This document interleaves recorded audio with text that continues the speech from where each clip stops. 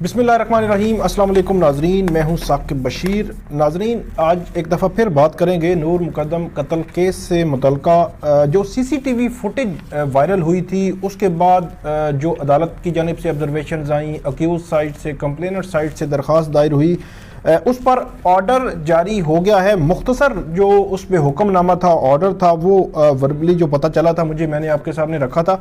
आज उस पर 2 पेजेस का बाकायदा तौर पर अदालत ने, एडिशनल सेशन जज अता रबानी ने इस पर तहरीरी ऑर्डर जारी कर दिया है कि जो सीसीटीवी फुटेजेस थी, कैसे जो मरहला वार अदालत ने बताया है कि किन किन मराहिल से हम गुजरे हैं और कैसे उसकी सील खोली गई और किस तरह वो जो हैंड ओवर की गई, इस सारा तनाजुर जो है इसमें ऑर्डर में ख़ास तौर पर जिक्र किया गया है।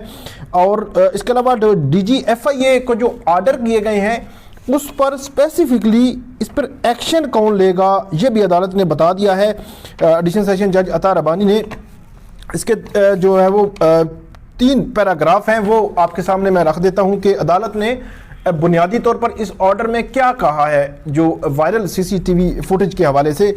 पहले जो चंद जो लाइनें हैं उसमें तो अदालत ने रिप्रोड्यूस किया है कुछ चीज़ों को जो कंप्लेनेंट जो है इस केस में, मुद्दई मुकदमा जो है, जो शौकत मुकद्दम साहब, उनकी जानिब से जो दरख्वास्त दायर की गई थी कि जो सीसीटीवी फुटेज जो अदालत ने फ्राहम की थी मुल्ज़मान के वकला को, वो सीसीटीवी जो है वो फुटेज उसमें निशानदेही की गई थी कि वो जैसे ही फ्राहम की गई उसके थोड़े टाइम के बाद वो वायरल हो गई।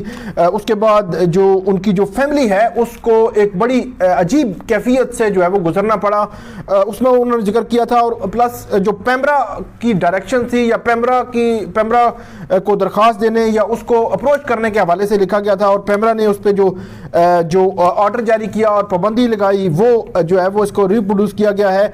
और आखिर में अदालत से ये इस्तदा की गई थी कंप्लेनेंट की जानिब से, वही अदालत ने यहाँ पे लिखा है कि अप्रोप्रिएट ऑर्डर जारी करें।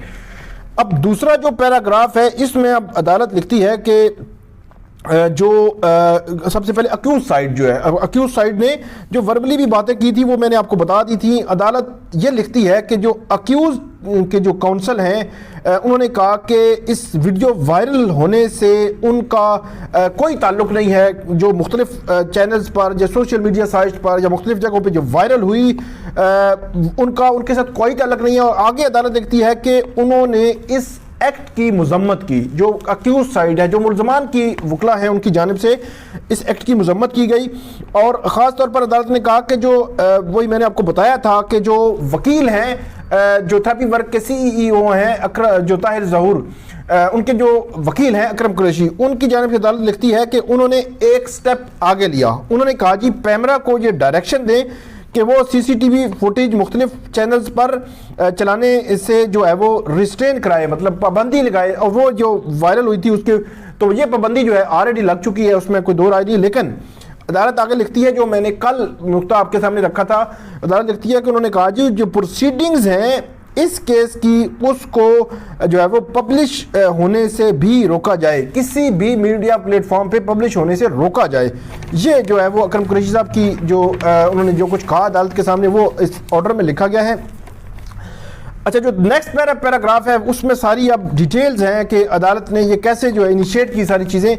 एडिशनल सेशन जज अता रबानी लिखते हैं कि 2 किस्म की जो दरखास्तें थीं वो इस्लामाबाद हाई कोर्ट में दायर की गई थी। 2 किस्म के ऑर्डर पहले एडिशनल सेशन जज अता रबानी ने दिए थे, उनके खिलाफ जो अक्यूज साइड है वो इस्लामाबाद हाई कोर्ट गई थी। तो वहाँ पे अदालत ने कहा कि 20 अक्टूबर को जजमेंट दी इस्लामाबाद हाई कोर्ट ने।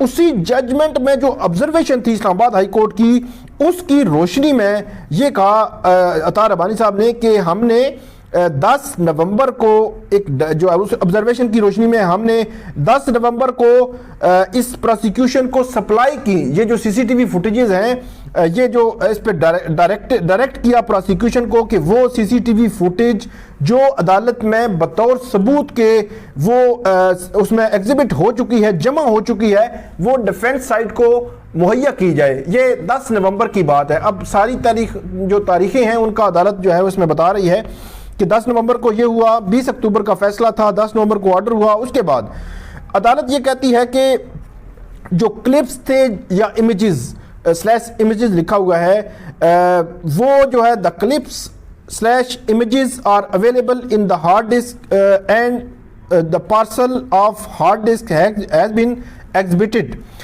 During evidence. अच्छा, ये जो क्लिप्स और इमेजेस ये ही एग्जिबिट हुए। जो बात कल जो असद जमाल साहब जो असमत आदम के वकील हैं वो कर रहे थे कि हमें पूरी वीडियो दी जाए, यहाँ पे अदालत थोड़ा सा डिफरेंट व्यू ले रही है कि जो एग्जिबिट हुआ है, मतलब अदालत में बतौर सबूत जो सीसीटीवी जमा कराई गई है वही उनको देनी थी। यही ऑर्डर था कोर्ट का। और जो क्यू साइड है, जो असद जमाल साहब का मौक़िफ़ है कि नहीं, जो एग्जिबिट हुई मतलब पूरी एग्जिबिट हुई। यहां पे अदालत कह रही है कि ये नुक्ता जो है बड़ा अहम है। अदालत कह रही है कि क्लिप्स और इमेजेस जो हार्ड डिस्क में अवेलेबल थे और वो पार्सल था हार्ड डिस्क का जो एग्जिबिट हुआ जो एविडेंस के तौर पर प्रोसिक्यूशन साइड से। और अदालत आगे कहती है कि आईओ जो था इसने अलग से, जब अदालत ने डायरेक्ट किया, फिर एक प्रोसेस हुआ कि जो इन्वेस्टिगेशन ऑफिसर है उसने अलग से एक दरखास्त अदालत को दी कि जो सील है, जो पार्सल की सील है जिसमें वो सीसीटीवी फुटेज के वो इमेजेस या जो क्लिप्स है वो मौजूद हैं, उनको खोला जाए। उसके बाद अदालत लिखती है कि जो एप्लीकेशन थी उसको 11 नवंबर को मंजूर किया गया। और उसके बाद कोर्ट ने तमाम जो कबल अज वक्त इक़दामात थे वो किए ताकि इसके वायरल होने से रोका जाए, और उसको डी सील किया उस पार्सल को। और उसके कॉपीज बनी 8 यूएसबीज की कॉपीज बनी उसी कोर्ट में। वो कहते हैं वो कोर्ट में बनी, पहले ये था शायद कि कई बार बनी है, वो अदालत कह रही है कि कोर्ट में ही वो कॉपीज बनी 8। और उसके बाद अदालत ने कहा कि उसके बाद दोबारा उसको सील लगा दी गई, वो जो थी पार्सल था उसको। उसके बाद अदालत लिखती है कि यूएसबी जो है वो डिलीवर की गई, जो रिप्रेजेंटेटिव थे या काउंसिल थे डिफेंस साइड के और कंप्लेनेंट साइड के, उनके सिग्नेचर के साथ वो डिलीवर की गई, उनको दी गई वो यूएसबीज। और उसके बाद अदालत ने डायरेक्ट किया कि आप जो है वो अवॉइड करें और इसमें कबल अज वक्त इक़दाम उठाएं कि ये क्लिप्स पब्लिकली कहीं पे वायरल ना हो जाएं।